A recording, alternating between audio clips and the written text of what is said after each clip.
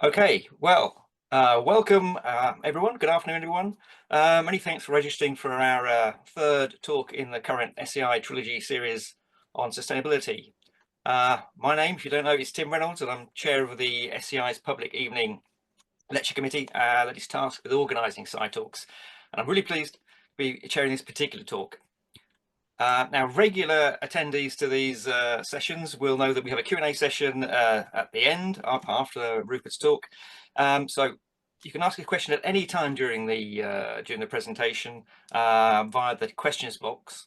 I'll use that input at the end of the session. Otherwise, all attendees, as you know, are in listen mode, so you've been automatically muted.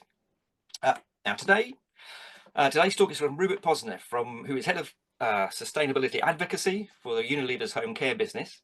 He's based in London and is a climate change and sustainability leader with corporate affairs, strategic communications expertise, and a wide experience in government, large corporate, and also in not-for-profit sectors. Over the years, Rupert has worked with senior business and government leaders around the world to develop and deliver policy initiatives and thought leadership programs with significant impact. His talk today will cover why advocacy is needed to support the switch to more sustainable chemicals that are able to formulate more sustainable household products, and apart from anything else, achieve the aims of Unilever's Climate Transition Action Plan, which includes a rather ambitious net zero target by 2039, I believe. Over to Rupert. Thanks very much, Tim. And now I will, thank you very much for inviting me along and giving me the opportunity to present today. Nice to meet all of you online. I can't see any of you at the moment, but anyway, nice to have you here. And as Tim mentioned, the theme today is the role of advocacy in accelerating the shift to sustainable chemicals. And what I hope to go through just briefly to give you a sense of what I'm looking to cover is, why does Unilever care about chemicals? We're a FMCG company. Why are we even talking about chemicals? And then more specifically, why are we working on advocacy, our approach to advocacy, and then give you a little bit of a flavour of some of the things we're doing. So that is the plan. Hopefully by the end of the session, you'll have a sense of some of that.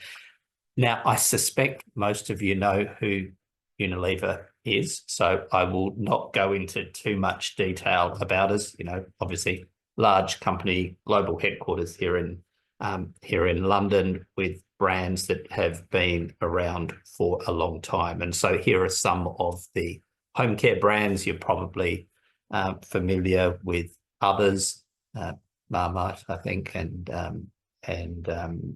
Hellmann's and all sorts of other brands, but these are our home care brands. Persil, I'm sure you're aware of, Cif and Domestos, brands that have been around for a long time, but actually changing quite a bit. So these are some of our latest innovations as well. And so you may have seen some of them. I won't go into the details, but actually climate change and addressing greenhouse emissions have been absolutely fundamental to this, as has been delivering a superior performance for consumers. But I won't go into too much detail about that at the moment. As I'm guessing you may know, but you may not be familiar with, but Unilever has embedded sustainability into its business for a long time ago. And so very much mainstreamed it in the business back in 2010, where we wanted to ensure that we were growing our business, having a positive social impact, and reducing our environmental footprint. And so that's something that's been on the agenda for more than 15 years. Since that time, in 2020, we then looked at how we integrated much more into the business functions. And then more recently, prior to all of the sort of changes and current climate challenges that are going on, we shifted to a growth action plan. And so what that's about is, so if you sort of think, we started off with, you know, big picture, where do we need to go, embedding it in the business. Now we're very much focused on what are the things that need to happen. And really, you know, it's less about setting targets and it's about delivery. How do you do that stuff? And so for that reason, we're much more focused and much more targeted on what we're doing so that we can deliver impact. And this is a big and busy slide, and I won't go through all of it, but essentially we're focused on 4 areas, and we have 15 goals in all of it. And actually, that's a massive reduction in what we were focused on before, because, you know, Unilever was a leader. It was expected to engage in everything. But now we're very focused with very specific goals that we're seeking to achieve, and that we've got strategies and investment and structures in place to deliver all of them. And that's very important for us.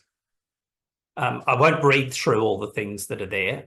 All this information is available on our website, but I will focus on the bit that's relating to climate. So we have some very specific and challenging climate goals. So, you know, it's all well and good to talk about getting to net zero by 2039. Yes, absolutely, we're doing that. But what do we need to do by 2030, which is not very far away? And as my R&D colleagues keep reminding me, that's only a couple of innovation cycles in terms of new products coming out. So a real big challenge. And the other bit that's important is it's not just about the emissions that we create, but our whole scope 3 emissions as well. So that's what some of our specific objectives are.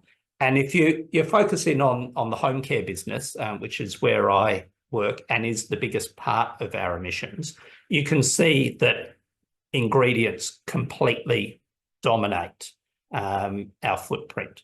And the consumer use element really depends where you are. So if you're in Europe, where people use washing machines, or where the electricity grid is not particularly full of renewables, then your consumer use element will go up. But if you're in developing countries where people are washing things by hand, that consumer use figure comes down dramatically, and it's more about the product itself. But what we're focused on is the stuff that we control and that we're accountable for. So we take that consumer use out of there, and what you can see is that for home care, more than 80% of our greenhouse gas footprint is from the ingredients we use. And so, you know, people think about packaging. Yes, absolutely, packaging is a real and important issue.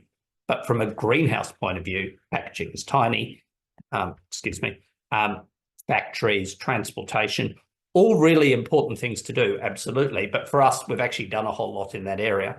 And from a climate point of view, the ingredients that go into the bottle are the bit that fundamentally is responsible for our greenhouse gas footprint.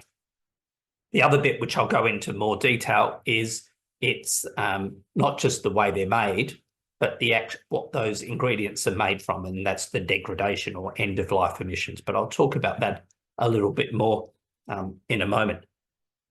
So thinking about that challenge that we have, what are we doing to reduce our footprint? And essentially, I guess there are sort of 2 elements. It's how do we design our products, and then what do we actually put into those ingredients that we use? And so from a design point of view, we look at the efficiency of what that we've got in there. How can we reformulate to put less surfactants in there to still get the same performance? Or how can we use concentration to take water out of there that's not necessarily achieving anything to reduce the greenhouse gas footprint from that?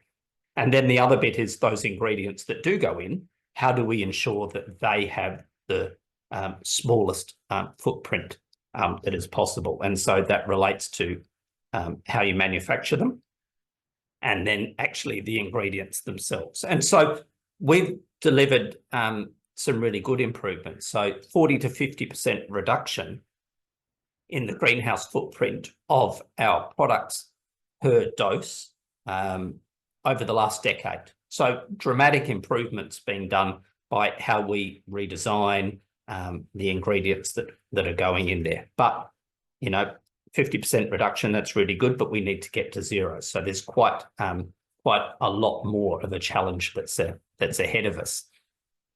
And so this is kind of the sort of the hidden emissions, the bit that are not quite understood. So, you know, when we went back and said, okay, from our ingredients, there's how you make them and then what they're made from.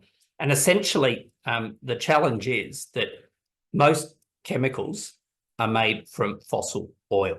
So oil's extracted out of the earth, and then it's processed through a variety of stages. But because our products degrade at the end of the life, so they get washed down the drain and they go into water treatment plants and they biodegrade. That's what we need them to do. Those greenhouse emissions that are from those fossil ingredients go into the atmosphere. And so they create greenhouse gas emissions. So it's sort of hard for a lot of people to sort of get their head around. I'm sure there are many people who are on this webinar who know all about this. There are lots of scientists who think about this all the time.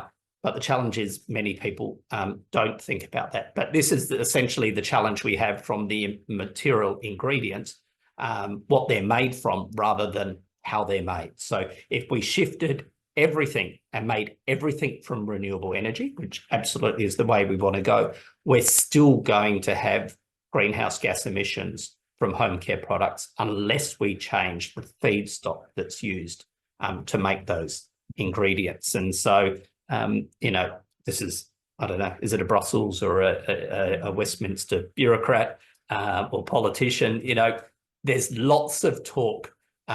Tim, does it? I'm thinking the hairstyle's a bit similar there. I shouldn't say that. Is everybody talks about how we need to get out of fossil fuels, but everybody's thinking about it's from energy. But there's not an understanding that actually so many things are actually made with fossil fuels. And so it's a problem that's not even on the agenda. And that obviously presents a challenge. And so this sort of gets us to thinking, well, how do we change things? So we need to change the chemical industry so that we get different ingredients. We don't make them ourselves.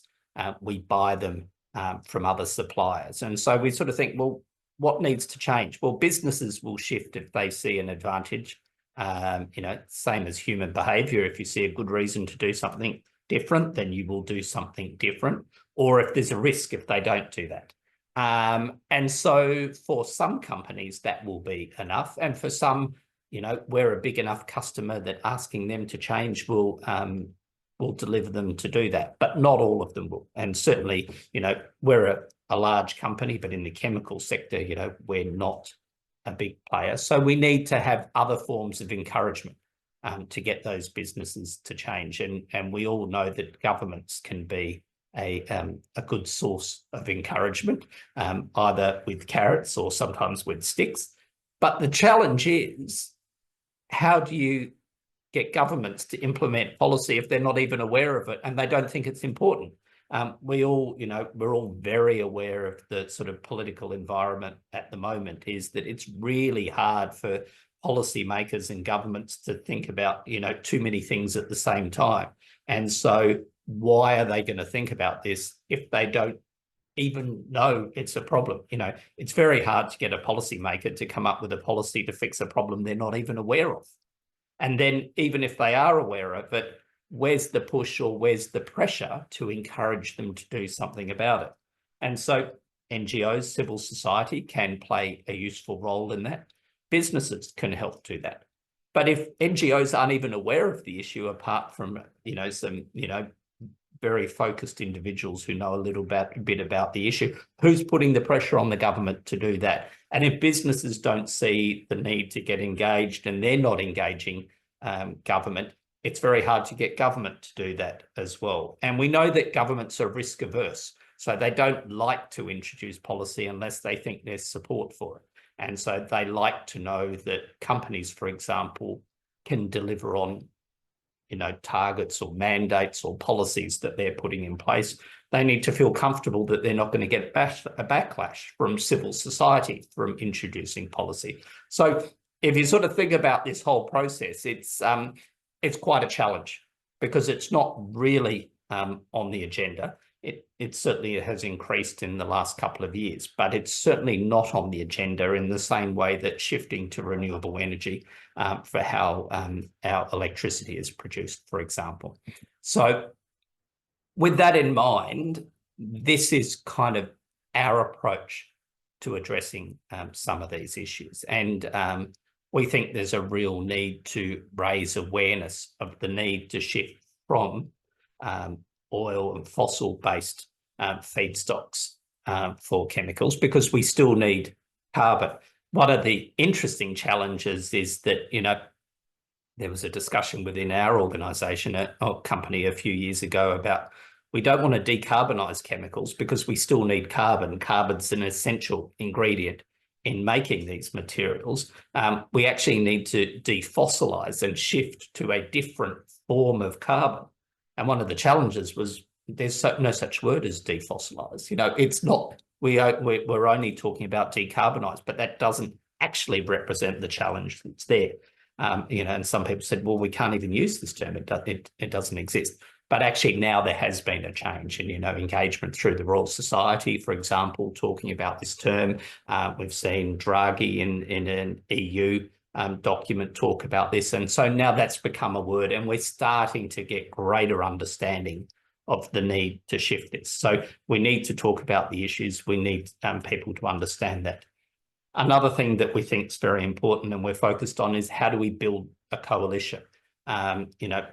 As I said before, Unilever's a pretty big company. Lots of people have heard of who we are.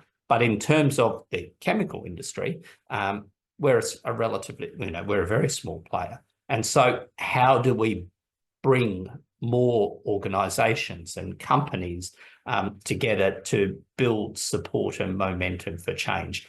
And we're very much focused on some key markets where our business is. So we have a huge home care business in India. So we're very focused on what we do in India. Europe is also a very important business for us. But also what's interesting about Europe is that the policies that are set in Europe are very often copied or replicated in other parts of the world. So in some ways, Europe has a disproportionate influence when it comes to policy innovation in this space. China, of course, is another important market, not just because we have a big business there, but actually, if you look at the shift of the chemicals industry from Europe to China, it is dramatic how much of the chemicals are being produced in China. And what's really interesting, a bit of an aside, is there's always been, I think, this perception that if you get something from China, it's dirtier in terms of environmental footprint, higher greenhouse impact and the like, or perhaps even not as good quality. And I think there is a real shift that's taking place, and I'm not sure that the perception is necessarily aligned with what's going on there. So there's dramatic innovation and research that's happening in China when it comes to cleaner chemicals. Massive amount of work that's going on there. And so one of the things that Europe needs to think about is not how do we keep out Chinese chemicals because they're more polluting. Actually, how do we ensure that Europe is producing chemicals that have as low a greenhouse footprint as the ones that China is and will be producing into the future? And the other area is Latin America. That's an important part of our business. And we've got some exciting innovations where we're looking at how can we create chemicals from energy cane and how you can actually get it from a different source and create other benefits. And that's a really exciting development that can happen there. So some of our coalition work is central to our approach. The other bit that, once you've got politicians or bureaucrats to have awareness that there's a problem and something that needs to be solved, you need to come up with a very specific policy ask. So, it's all well and good to tell people in Brussels, as we do and others do, that there need to be policies. You need to do something. They want to know, well, what exactly should we do? If you want a mandate, how would it be implemented? What would be the approach? How would it be included? What would be the consequences? And so our approach now is very much thinking about how do we come up with those very specific policy asks in those key markets. Also central to our approach is understanding and engaging the debate that's going on. So it's making sure that we're involved in those policy discussions where they take place, and doing all we can to influence the conversations that are going on, but also making sure that the conversations we have are relevant to what else is going along. You don't operate in a vacuum. You need to understand the other things that are happening at the same time, and I think that's very important as well. And another really important thing that is a little bit more focused is how do we engage with our supply chain? So all of our footprint is from products that we buy essentially from our suppliers. And so we work very closely with them so that they understand what our objectives are, and we look at how we can collaborate to address some of the things that they can do in their own business. And that's absolutely fundamental to us. We have a supplier climate program that we engage across all of Unilever, about 200 of our biggest suppliers, and looking at what we can do. And depending on where they are in their sort of learning and understanding, assist them. Some of them are very sophisticated and have a great and deep understanding and have good strategies in place. There are others that are completely at the other end of the spectrum. And so we work with them depending on where they are to engage on that process. I mean, the other bit that we also do is we think about how we can work with our suppliers to bring them in as part of our coalition. So it's not just us talking about things, but we can also talk about some very practical and specific examples of what can be done. And, and we've got some great examples of that. So on raising awareness, one of the things we sort of started off with a couple of years ago was to try and put something together, put a report together that starts to talk about what this problem is, and why the sector needs to change, to try and bring some of this together, and then go through and talk about why policy support is really important and why this won't change unless there's policy in there to support that. We also go through the report and look at what are some of the alternatives to using fossil oil as a feedstock for our chemical ingredients, talk about some of the challenges. Why can't we just shift immediately to all of that? And then the document goes into a bit more detail, talking about some of the policy interventions and how they can approach, and then talk about a portfolio approach. And so this is a report that we teamed up with Oxford University.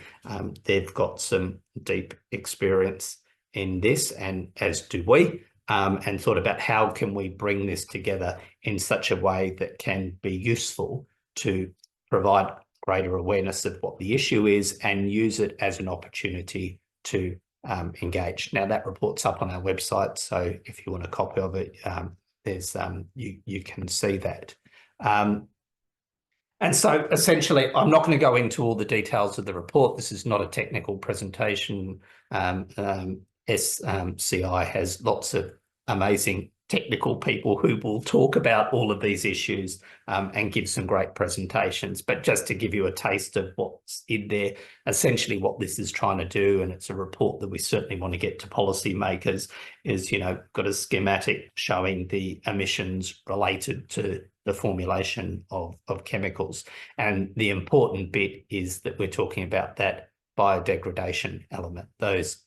So for some of the surfactants or ingredients that go into our home care products, 50% of the greenhouse footprint from them can be the degradation that occurs at the end. So even if we shifted to completely renewable energy for the whole manufacturing process, which is something that needs to happen, there's still going to be a huge footprint. And so this is making it very clear that unless we shift to different feedstocks, we are never going to get to net zero.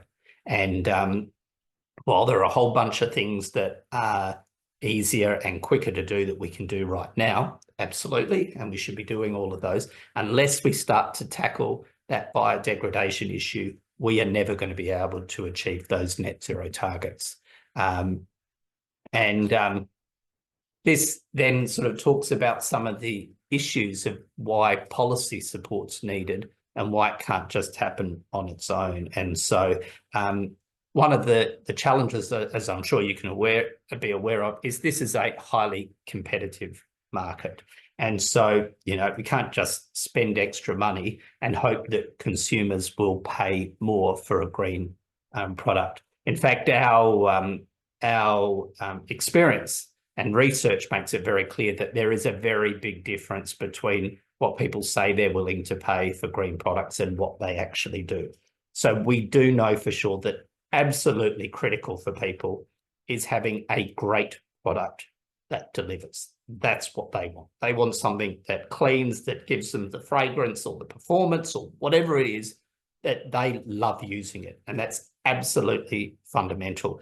If it can also be better on the environment, great, but they don't want to sacrifice performance. And so we have to deliver that performance. So it's a highly competitive market, less so perhaps in Europe, but more so in other markets, is we've got to be careful or think about how any policy or change might impact people who have less money. So we're talking largely about essential products that people use every day. And so if there's going to be an increase in price, we need to think about how we do that in an appropriate manner to make sure that we, you know, we keep all parts of society, you know, having the benefits and still being able to do their essential cleaning.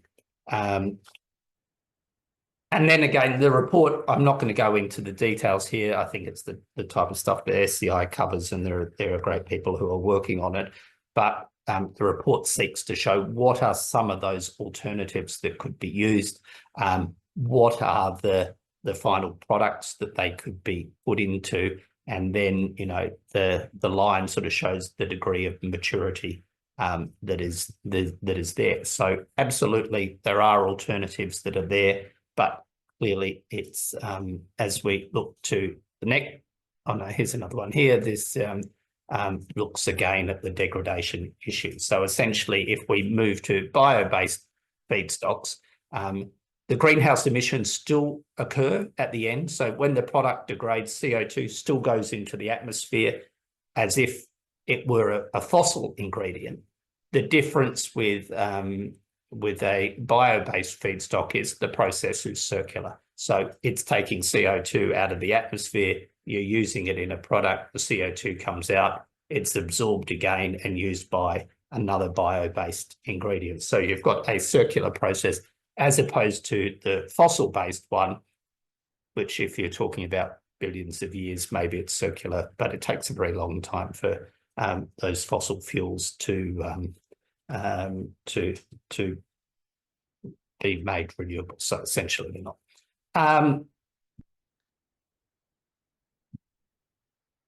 And so again, so what are some of the challenges? I talked about it briefly before. Why aren't we just shifting to bio-based? Well, essentially the feedstocks cost more money, and how do we scale it up? We're talking about new industries. One of the things about the chemical industry is it's hugely efficient. It's been around for a long time. They know how to get multiple products out of it. They've integrated it well. And so trying to create a new sort of new industry that's sort of integrated or aligned is a real challenge when you're trying to compete with something that's hugely efficient. And so the costs are much higher. The scale that's needed is difficult. And how do you think of coordination to ensure that you have continued supply so that if a business sets up to create bio-based ingredients, they're going to be able to continue to get that feedstock, and that there aren't great shifts in costs, and therefore make it difficult for a business investment to take place.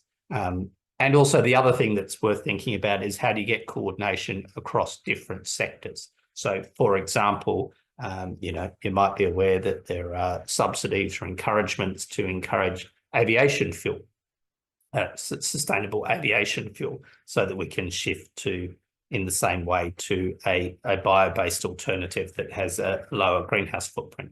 It's great. It's really important. The challenge is if you've got a feedstock, you will put that into aviation fuel instead of into chemicals because there's a subsidy or a mandate for that to take place. Now, we certainly don't want to get in the competition between different things. You know, in the early days, some of you may recall there was competition between solar and wind and which is better or whether it's biomass. And the reality is we need all of it. So we need to think about how we deliver on all of those solutions. It's not an either one or the other.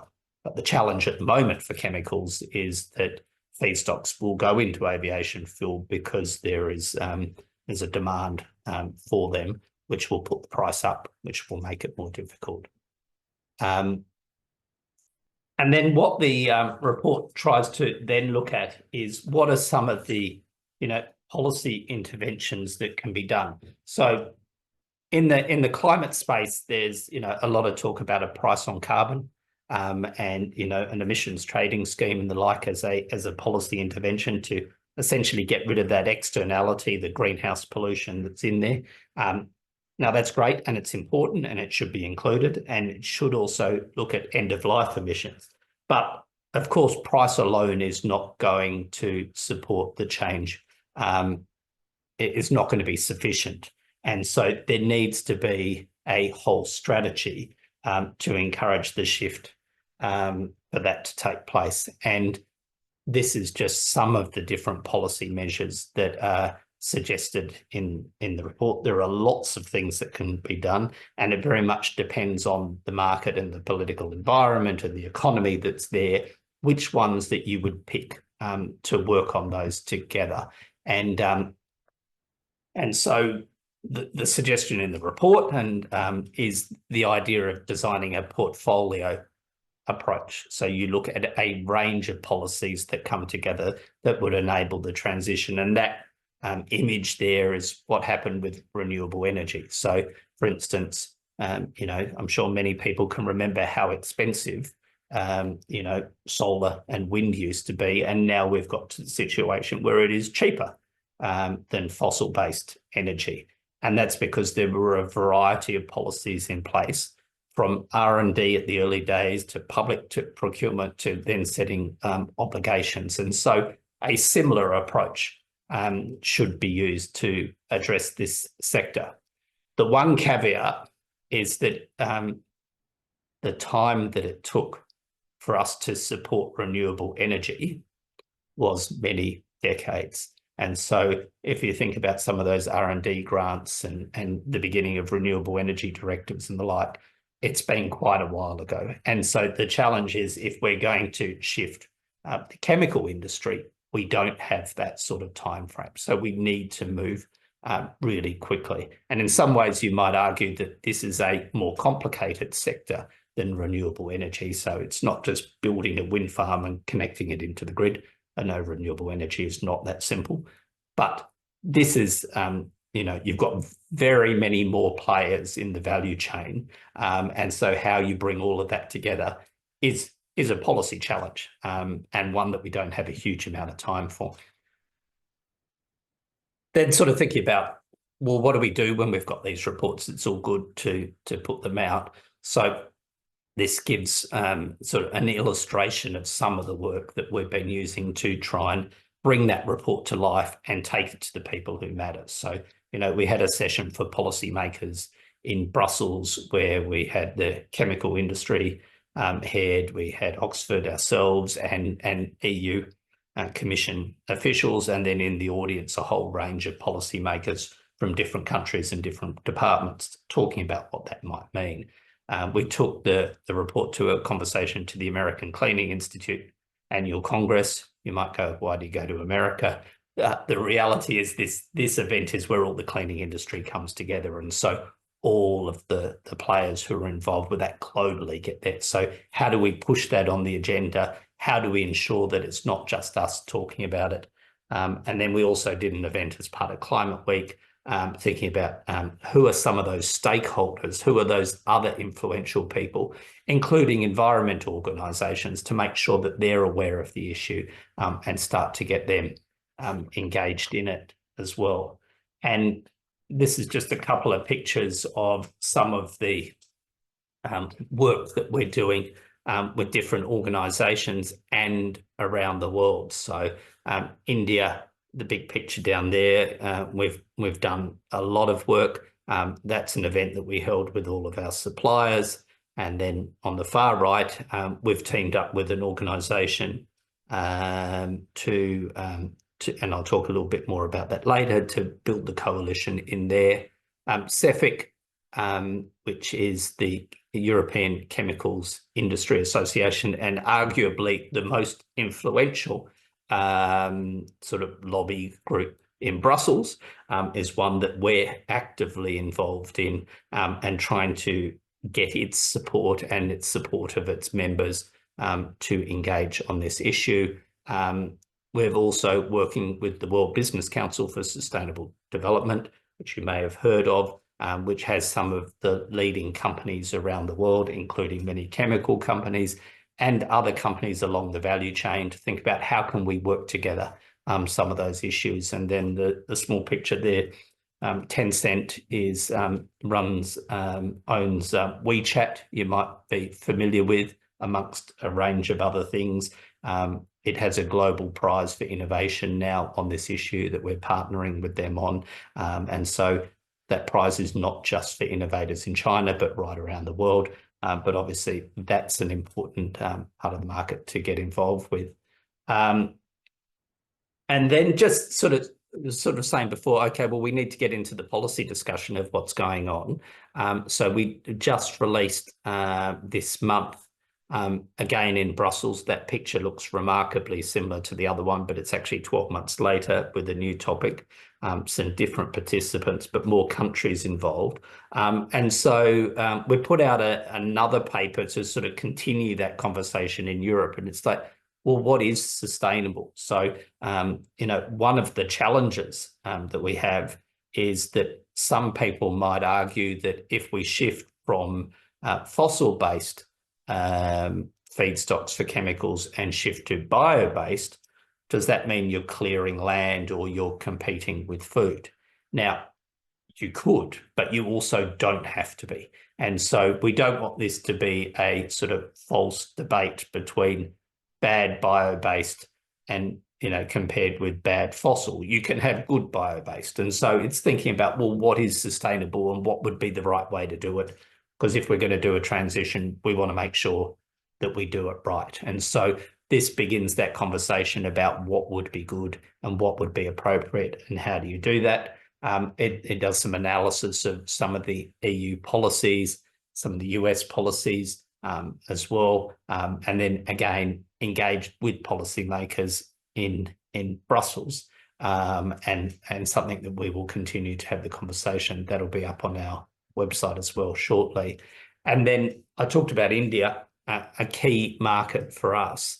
And so one of the things we're doing is engaged with the Resource Efficiency and Circular Economy Coalition, which is a bit of a long-winded name, but it was set up when India had the G20 presidency, and it's something that the government has got very engaged with. So we thought it was a good platform to work with, because one of the key stakeholders to work with is government. So if you work with forums that they're engaged with, it makes sense. And so we're leading a piece of work there, or a working group on material transition. So very much this idea, we know we need to change energy, but we also need to change the materials. And so that working group now incorporates a range of companies, and we encourage more to participate in that. And we just launched a new paper that sort of looks at the Oxford one, but then really makes it relevant for India. What are the opportunities for India? How does it align with Indian government policies and priorities? What are the benefits that it could provide?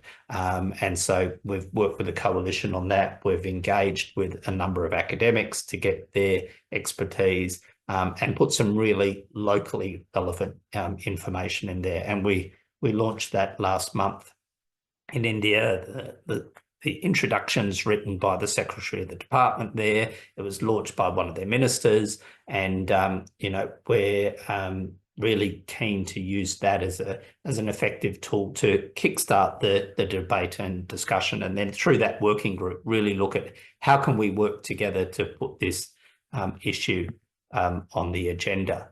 And so I know I've been talking for a long time. I think that there is some real momentum that's changing. I know that SCI has done a lot of work on this, and that is great. There are many other people that are doing work on this, but it seems to be something where there's starting to be a consistent and growing voice emerging for action to take place on this. The challenge now is to take that that movement and get it with the policymakers, the people who are making the changes, and getting them to understand the speed at which we need action to take place. So Tim mentioned earlier about our net zero ambition for 2039.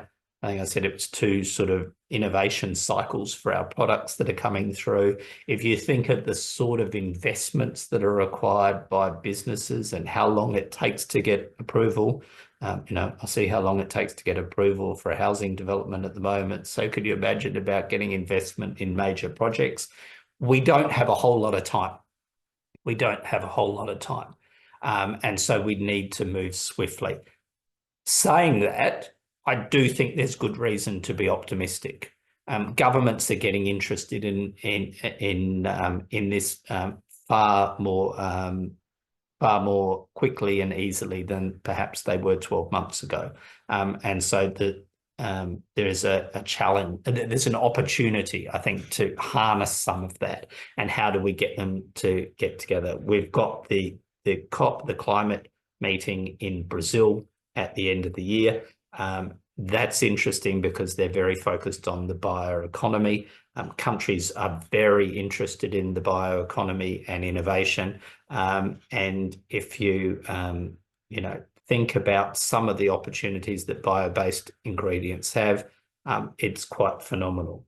I mean, I don't want to get into too much product placement and the like, but, you think of probiotics and the like that we're putting into our products. And what they're actually doing is providing better performance. And so there is a real opportunity to give consumers products that delight them, that they love using, that perform well and address our climate challenge. And, whether you're happy with what Tony Blair said yesterday about our net zero targets and the like, fundamentally, if we're going to deliver this change, we have to make life better. For everyone. We need to provide better products that work more effectively and address climate change. And with bio-based ingredients, we absolutely can do that. It absolutely can be done. It's proven, and there are great solutions that delight. So, I think I showed the Wonder Wash, which is behind me on the shelf. We just launched that. It was targeting a market where people are now doing short cold cycles, and there was not a product that was designed for that. So we've designed a product specifically for that, and as a result, it works better. But it's also got a lower greenhouse gas footprint. So it's addressing the consumer use element that's not part of our footprint. It's giving them a better solution, but we've actually reduced the footprint of what's in there as well. So very optimistic about the opportunities that are there to deliver on all of this. So thank you for that. I'll hand over to you, Tim. Okay, well, thanks very much, Rip. That was really really interesting. I mean, I saw a few familiar faces there. I was particularly interested. We're interested in that Trinomics report. I mean, I remember when we launched with CEFIC, the European Technology Platform for Sustainable Chemistry, SUSCHEM, like 2004. Big question always was, what is sustainable? What do we mean by sustainable? And I don't think we've ever actually really answered it fully, but we're getting close to it now, which is, of course, interesting. Okay, we've got a couple of questions in already. Hopefully, we'll get some more. In fact, we've got Phil Ruxton, who's got well, it's a two-parter really. He's interested in the forums that you put up in slide 21. So yeah, where you were looking to influence and raise awareness. What were the criteria? Was it the timings? Was it sort of opportunities due to the report launch, or were there some other criteria? And he also wondered how do you measure the success of the forums? Was there some sort of feedback? Yeah, Or yeah, no, that's a really good question. So we're absolutely interested in where we can partner to have greater impact, because we want to deliver a change for the whole industry, not just for us, but obviously it's got to be aligned and support the business. The RECIC in India has proven to be a really great example of a forum to engage with. And so it was one that we were already involved with. It was one that was interested in engaging in this issue, but we're driving and pushing it. But as a result, finding lots of people want to be part of it. And it aligns very much with what the government's trying to do there. So still early days, but one that we've chosen specifically to engage on that. We work closely with CEFIC, the European Chemical Industry Association. It's the big player in Europe. Absolutely, you need to engage. And I think it would be, a little bit arrogant of us to suggest that we're driving anything that it does, but we hopefully are having a small influence in getting it to work. So it now has issues team working specifically on sustainable carbon and market pool measures. We're actively engaged with that, as are many other companies, but that's clearly an important forum that talks to government. So we do look to see, so, in Brussels, we also did our own event and invited people along and invited other stakeholders, because we also want to make sure that we're perceived as a company. We're already known as a leader, but has some expertise in what the solutions are, so that we can be involved in those conversations. So, and the reports, well, it's a combination of both. How do we launch them? When do we do the events? The report and the event in India was very much around the timing of that particular event. It ended up being a little later than we thought it was going to be, as everything often is, but actually worked out really nicely because it had more coalition partners involved and worked well. yeah, I think it's an interesting thing. They took something that the chemical industry maybe a little bit late. Certainly in Europe, in the EU, people often, I'm thinking probably mainly in terms of the R&D policy rather than anything else, which is my experience. Often people wait to be told what to do, but the actual policymakers are waiting for people to talk to them and give them the ideas. The ideas will always come from outside the actual policymakers. And it's a lesson that people often don't really, especially in terms of like formulating Horizon X programs. They really want to know what you want to do rather than actually tell you, as long as it fits with the general policy, rather than waiting to tell you. The other bit that's really important, which I think, science industry is not great at, and academia is not great at, is how to communicate. It's all well and good to, and I think I've stolen this from a good friend of mine who runs a science communication business working with university. It's like the job is not done until you communicate what you've done. Like it's all well and good to have these great innovations, or, it's a bit different if we bring it to market, but from an academic point of view, you really need to be able to communicate in a way that your audience understands. It's real. And one of the challenge for the science community is everything's got to be perfect, caveats, all of the usual stuff. And it's important to be robust. Don't get me wrong. Don't get me wrong about that. Absolutely important. But you need to understand your audience. You need to understand what they know. You need to understand what they're interested in. And bringing things to life can get them really excited. And science is a great example of where there are amazing innovations that are changing people's lives. But you need to communicate it in a way that the audience understands and gets excited about. Yeah, definitely. Okay, we've got a question from Jeff McKay. One of the challenges in this area is consumer behaviour and how to change it. What are your thoughts and plans?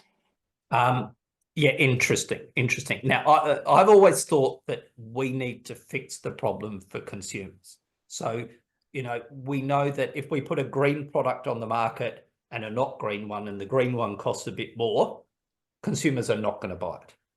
There will be a small cohort that will, absolutely, there will be a small cohort that will do that.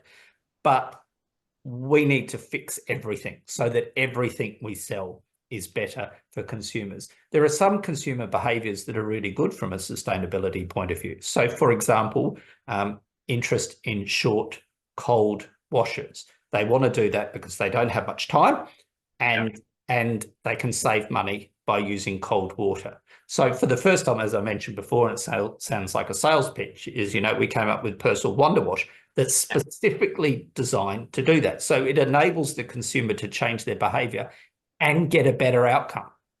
So they're actually excited about it. And then at the same time, we've also got to change what's in the bottle. So we've got to fix what's in the bottle so that it's even better, but we have to delight the customer. And I think that's the only way, or the consumer, and I think that's the only way we're going to solve this problem, is by making consumers' lives better. Yeah. You can't. It's always been the issue. He's got to keep that performance at least at the same level, and exceptionally, well, generally much better. Yeah, and we're certainly seeing a consumer trend at the moment where people want to be delighted. Like cleaning, if you look at, we have a very big engagement, not my area of expertise, on TikTok, for example. Cleaning is huge. Social media is obsessed with how do you clean. So it's actually moving from a chore to a delight. And so people are thinking about cleaning in a whole new way. We've got to provide products that support that. But the good thing is, so, the other photos that I showed you before, the Domestos Power Foam, for example, like consumers love using it because, it's really easy to use. You turn it upside down, the nozzle still works. But actually, by delivering the cleaning product more efficiently, you can actually reduce the footprint, as well as making the experience better. And so, there's a new SIF, you may have seen it, Infinity Spray, that's just come out this week in the UK, using probiotics that are on there. And so what happens is it stays on the surface. You've got those good bacteria that actually keep cleaning. And so what we find is that it will keep the surface cleaner for longer. So people love it. The fragrance is fabulous. People think, oh my God, I live in a spa now, as some of the feedback we've had. So it's how do you deliver better performance and deliver environmental benefits at the same time? Okay, we have an anonymous question. Your sustainability goals are broader than climate and net zero. How do you split your time effort across the four themes? And do you actively look for opportunities to cover multiple areas in advocacy, or try to keep it to a single issue? Yeah, so we have strategies across the business for all of those elements. Absolutely. So we have people and teams working on them. One of the things that we do, and I was somewhat pleasantly surprised when I first joined the company, is that a lot of these are not led by a sustainability person. They're absolutely embedded into how we operate. So when we think about, for instance, climate and what we're doing, the R&D guys are working super hard on how do we innovate for the future. The procurement team are thinking about how do we get those differently. Finance is looking across the whole business, everybody is focused on that. And we have KPIs that we need to deliver on all of them. They're part of the presidents who run the business have to report to the CEO. It's part of bonuses and the like. So it's absolutely integrated into the way we operate. Okay. I think we have no further questions. If anyone wants to submit a question, do it quick, because we're also coming quite close to our allotted time here, I think. Just a few minutes to go, maybe. Because otherwise, I think we may be time to say thank you very much, Rupert, for a great talk. Maybe we'll see you in Brussels sometime. Yeah, absolutely. I'm sure. Yes, that would be great. Well, this is the last of our trilogy of sustainability talks for the first half of the year. Next September, we start on some more sustainability presentations, but we'll be looking at the world. We'll focus on the let's say agriculture, nutrition, general food supply. And we'll be kicking off on the 24th of September with Louise Manning from Lincoln University, who's done a few things with the SCI presentations, but she'll be looking at regenerative agriculture. And then we'll have a couple more in October and November towards the end of the year. So sign up for those if you can. And of course, if you're not already an SCI member, I invite you to consider joining. It's a very friendly place to be, as I'm sure we've demonstrated just now in the talk. And otherwise, thank you again for attending. Goodbye, and hopefully we'll see you again in September. Thanks a lot.